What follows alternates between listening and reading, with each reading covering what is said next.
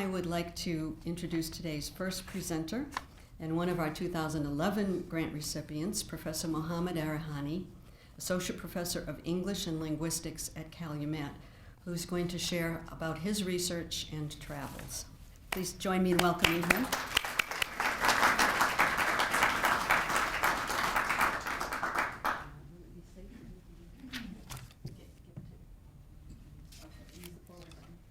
She says it's safe in your hands.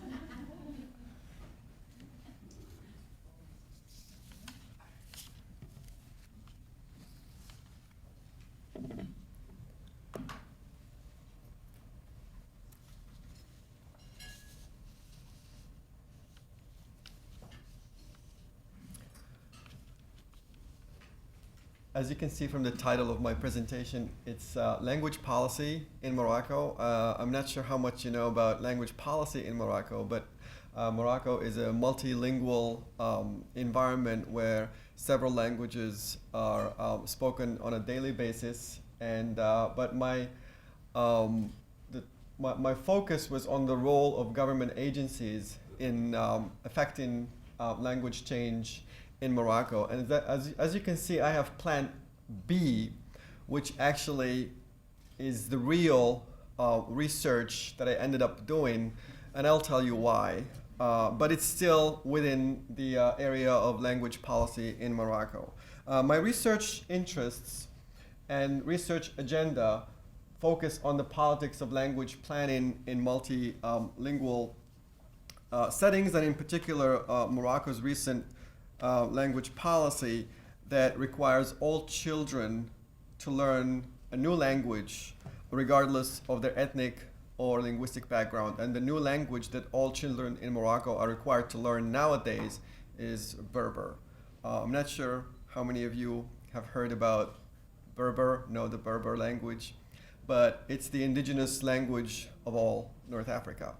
Before the Arabs came in the 7th century to Arabize and Islamize that part of the world, Berber was the indigenous language, and it is still spoken by about 40% of the population in Morocco.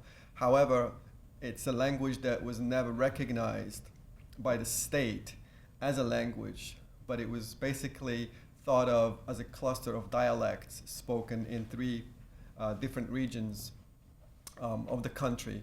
But in 2001, certain events took place in Morocco that forced the state to finally recognize the Berber language and culture of the Berber people.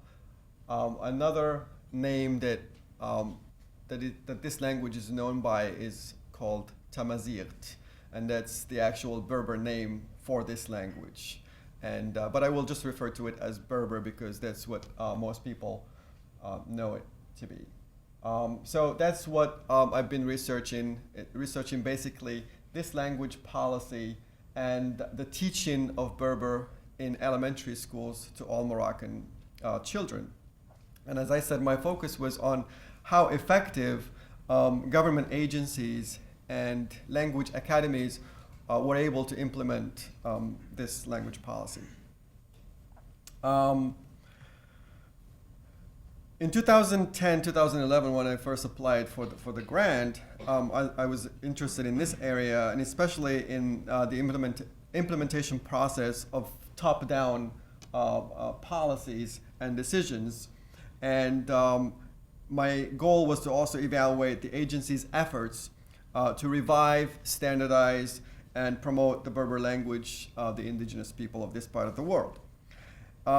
2010, 2011 was especially important because that was the projected date for the total implementation of this language policy, which was started in 2001. So within 10 years, it was expected that every child in Morocco would be learning Berber. So it was extremely important for me to be there to actually see if this policy has been effective and if it has reached its intended goal. But the Arab Spring had a different outcome for me, at least in my research. So it had an effect not only on this language policy, but also on my research agenda.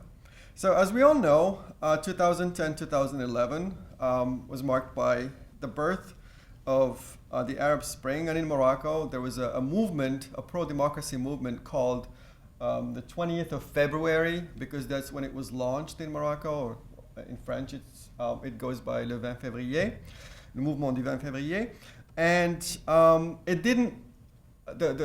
This group did not really have much time to go out on the street and demonstrate, because the state was very, very effective in responding immediately to their demands. Now, whether they were responding in good faith or just as a symbolic measure remains to be seen. But they did react, contrary to what happened in other countries. So the state reacted, and we have the king who nominates a commission to draft a new constitution with new laws that will address all the demands of these pro-democracy movements, including the demand for officializing the Berber language. In other words, for making Berber an official language along Arabic. On June 17, 2011, a draft of the new constitution is released, and lo and behold, as everybody expected, Berber is an official language, which no one was expecting to happen, including me, because when I went to Morocco to do my research, I was not predicting that Morocco would all of a sudden recognize Berber and make it official alongside Arabic, because it did not happen in any other country in the Arab world. Most of the countries in the Arab world have one official language in their constitution and one official religion in their constitution. And Morocco was not going to be any different, but it was a surprise to all that Morocco finally recognized Berber. And the new constitution was voted on July 1st, a day after I left the country, and it was approved by 98.49%, and thus making Berber an official language next to Arabic. Linguistic landscape of Morocco. This is just to give you an idea of what happens in Morocco in terms of languages that are spoken there. There are three main languages: Arabic, French, and Berber. French has no official status. It's not in the constitution. Nobody talks about it, but everybody speaks it. It's not recognized because it's a colonial language, yet it is the language of business and finance. And it's also the language of higher education.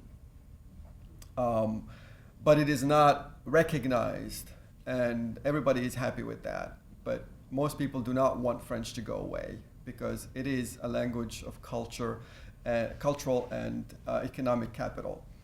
And then there is Berber with its three varieties, and the three varieties are spoken across the Atlas Mountains. On the north is called, there's a variety called Terifit. In the Middle Atlas it's Tamazight, and in the south it's Tashlhit. And then there is Arabic, and when we come to Arabic, we ask ourselves, which Arabic are we talking about? And because there are so many varieties of Arabic, even the constitution cannot really specify which Arabic are we talking about as being the official language of Morocco. Classical Arabic, no Moroccan and no Arab can claim to speak Classical Arabic as their mother tongue, as their native language. Every country in the Arab world has their own dialect, which they speak as a native language. And then there is one in the middle, which is now called Modern Standard Arabic, and that's the language of the news and the media. And probably the official language is a mix of Classical Arabic and Modern Standard Arabic, which as a Moroccan, I never really learned at home. I had to go to school to learn that language, which is the official language of the country, but the dialects are not recognized in Morocco. And that brings me to the idea of code switching and diglossia. A code switching is when you speak a language and you borrow from other languages. And Morocco is notorious, Moroccans in general are notorious for code switching. You would be talking to a Moroccan and they would be using at least 2 languages. If you speak 3 languages like I do, I would be using 3 languages all the time. And so that's one of the reasons why it's very difficult for other Arabs to comprehend or to have a conversation with someone from Morocco, especially if you're educated. If you speak Berber, then you have 4 languages. And if you live in the northern part of Morocco, you have 5 languages because you have access to Spanish. Spanish is your second language. And for some, it's their first language. So there's a huge amount of code switching and borrowing from one language to another. And that creates what we call diglossia. Diglossia is when you have 2 languages that are perceived to be different in terms of their status. And Arabic is one of those languages. So you have the high and the low. The dialect that's spoken in Morocco is low, and then the high that holds a higher status is classical Arabic because of its connection with Islam and the Holy Book. Some people even talk about triglossia, with French being the highest. So in terms of economic capital, French is probably the highest, followed by classical Arabic, and then the other local dialects. Berber doesn't even feature among these languages because of people's perception, because Berber is still connected with rural and illiterate Morocco. Some important dates in the Berber cultural movement, because there has been a Berber cultural movement that's been asking for recognition since independence. And 1956 is when Morocco becomes independent and French becomes the official language of the country. French was the official language of the country until 1956 when Morocco became independent, and Arabization, or policy, language policy of Arabization, became the law. So everything needed to be Arabized. And that's one way to provide justice and unity, following the idea, one language, one nation. But it was really a myth because it was a law that was applied to the poor because the elite were still speaking French and sending their kids to be educated in French schools and overseas in French schools as well. The first time we hear an official discourse that actually talks about Berber is 1994 with the late king who calls for the maintenance and the revival of the Berber language. 1999 is an important date because finally, with so many languages interacting on the linguistic scene in Morocco, education was not doing too well, and everybody was talking, why are we not doing well? Some people blame this policy of Arabization because the policy of Arabization forces children to learn math and science now in Arabic, but once they go to university, they have to switch to French, as opposed to the rich kids who are able to have access to French schools, French private schools in Morocco and outside Morocco. And so when they go to universities, they don't have that problem. They can manage. So basically it's a policy, the Arabization policy is one policy that shortchanged the poor, and instead of creating justice and unity, basically created more injustices and inequalities for the poor in Morocco. And again, in 2009, 2012, the state of Morocco tried what they called an emergency program, but the emergency program did not really address the linguistic situation in Morocco. It's vague and was very, very unsuccessful, and they're still struggling with the education, especially at the primary level. Now that Berber has become part of the elementary school education. Okay. Now Berber is an official language along Arabic, and that's the result of Berber intellectuals and elites struggling to bring about this change. but the regime has always, or had always managed to contain them until the grassroots on the streets started demanding recognition. And as a result, the state had no choice but to recognize Berber. This tells us something about language policy. Whenever there is a language policy in any nation, no matter how long it is ignored, a language policy will be developed to address that problem, regardless of whether the underlying goal of the language policy is done in good faith or whether it's just symbolic. And now it's very difficult in the case of Morocco to say if the Moroccan government recognized the Berber language in good faith or just as a symbolic measure to keep the Berber activists quiet. But the Berber cultural movement has a secret weapon, and that's this network of militant NGOs both in and out of Morocco. And thanks to also another institution where I conducted my research, it's called the Institut Royal de la Culture Amazigh. It's like the institute, the Berber Institute of Amazigh, of Berber culture, where they're busy with standardizing the 3 varieties of Berber, improving the new alphabet because they had to adopt a new alphabet. They did not want to go with the Arabic script or the Latin script because within the Berber community itself, there is 2 groups, one that's leaning towards Arabic, one that's leaning towards French. So the solution was to create, not to create, but to revive an old script called Tifina, which is another problem that I don't have time to discuss today. And also another goal of this organization, this institution, is to help in the teaching of this new language to all children.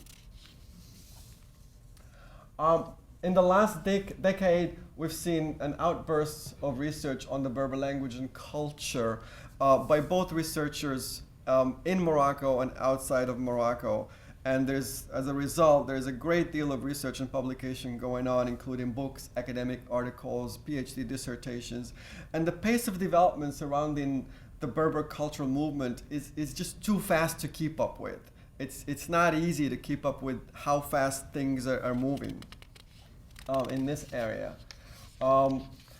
Implementing the teaching of Berber in Morocco has problems, and I've listed a few here. Lack of human and material resources. There's no qualified teachers, basically. Continuous teacher training and development. Teaching methodologies are outdated. I've attended classes a few years ago where Berber was taught, and they rely mostly on the translation method because the teachers themselves had to learn the new script. Nobody knows the new script. So everybody is basically learning a new language together, teachers and students in the classroom. But most importantly, it's Moroccans' negative attitudes and perceptions towards Berber, which are very, very difficult to change. So unless these attitudes and beliefs are changed about how a language is perceived, I don't think the language policy of reviving and teaching Berber will be effective. Also, a top-down language policy is hardly effective when it doesn't consider the views of the people who are affected by the policy. Political pressures and demands for immediate and tangible results will oftentimes result in improvisation and intuition in the implementation process, which is exactly what's happening in this case. People revolt, they demand things, and the government reacts, and it's mostly improvised. There's also lack of institutional support, contrary to the policy of Arabization. This new policy that calls for the teaching of Berber has absolutely no support except for the King of Morocco who supports it. The ministry and the regional academies are not interested in teaching the language. 2006, the ministry almost stopped teaching Berber because they said we don't have any funds. But They don't have any funds. They don't have any new teachers that they could support. But all of these obstacles explain this sluggish and impoverished process of implementing the language that nobody seems to be interested in learning except the elite who want all the children of Morocco, regardless of their linguistic or ethnic background, to learn the language. Conclusions. Do I have a minute or two? Two? It would be good for you to tell us a bit about how you use the scholars. Okay. Well, let's just say the way I used the scholar when I told you about Plan B. Initially, I was going to research the role of government agencies affecting language change, and I had two places that I needed to go to. One of them is this new Berber institution that was set up by the government that had all the documents that related to Berber, and that's the only place where you can find all these documents. So I had to be there to find those documents, and the documents could not be checked out. You had to go and sit there and read about them. You could not even photocopy them. So that was an extremely important place to be. And also you had contact with all the researchers who were writing those documents and government officials as well.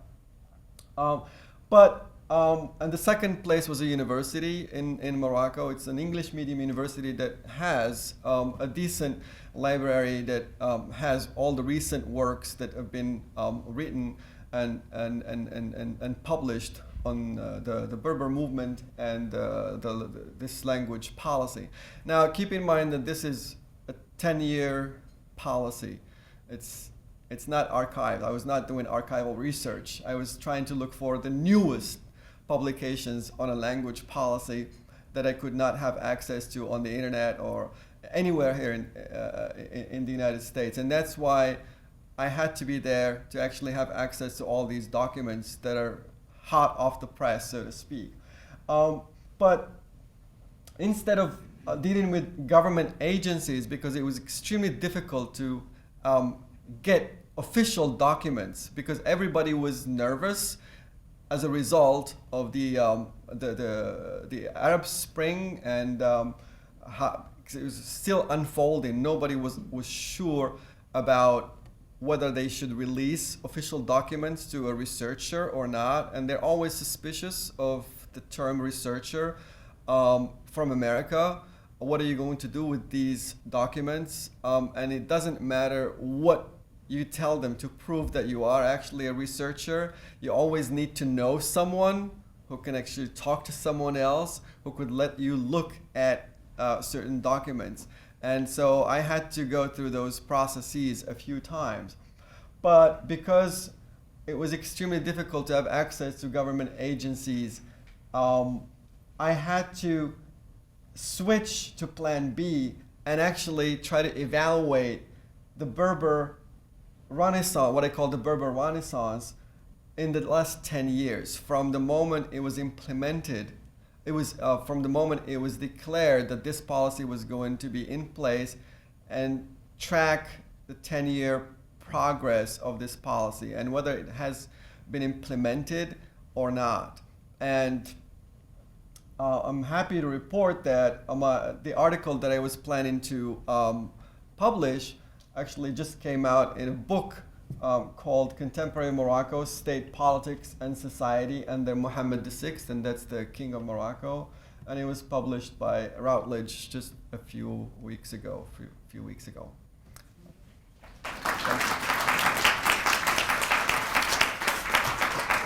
We might have time for one quick question for Dr. Errihani. Anybody have a question? Yes. Yes. What's the outcome of your work? Publishing book? Yeah, it was published in a book. How does it help the Moroccan government? That remains to be seen, how it's going to help them. This is not the first article I've published on Moroccan language policy, but I know that people are looking at that material to what extent they will actually take it into account remains to be seen. Thanks. Okay. Thank you. Thank you very much. Much.